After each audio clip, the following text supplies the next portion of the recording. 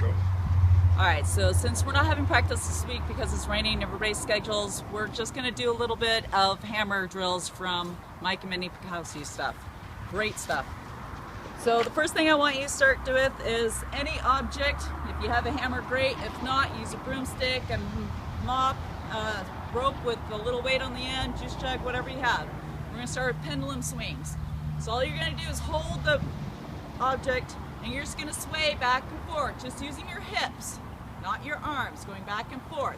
Find that weight. When do you move it? You want your hips opposite of the weight. And feel it. When do you move your hips over? When can you get more of a rise? Play with it a little bit. And after you get this done, then start bringing one foot up, opposite side. Same thing. Try to get that swing going.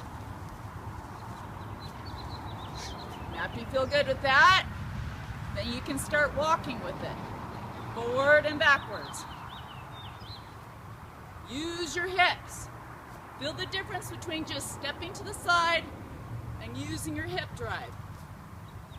Use your hips, it gives a lot more drive. And then after you're done with that, you can go into swings. So the goal is to do 100 swings. You can break it up and do it in different sections if you want. You want to get to where you're so tired, you're not fighting anymore, and you're feeling the weight as efficiently as possible. Make your hips go around, side to side, nice and easy. Relax. You can switch sides.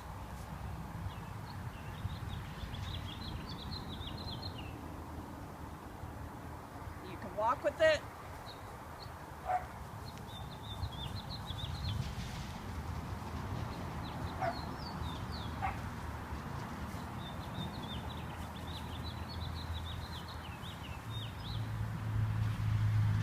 Just get the swings going. So those are the basic drills for the hammer. Karen, you want to go over the technique for the swings? For the actual throw? Sure.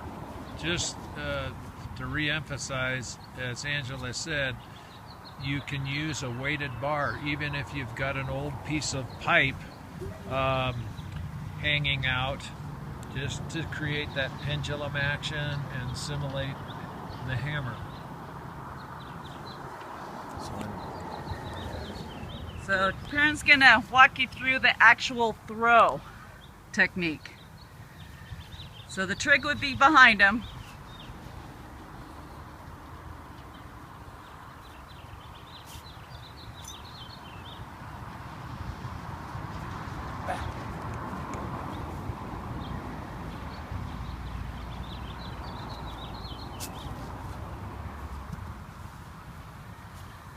So just getting that nice technique, nice and smooth, first one.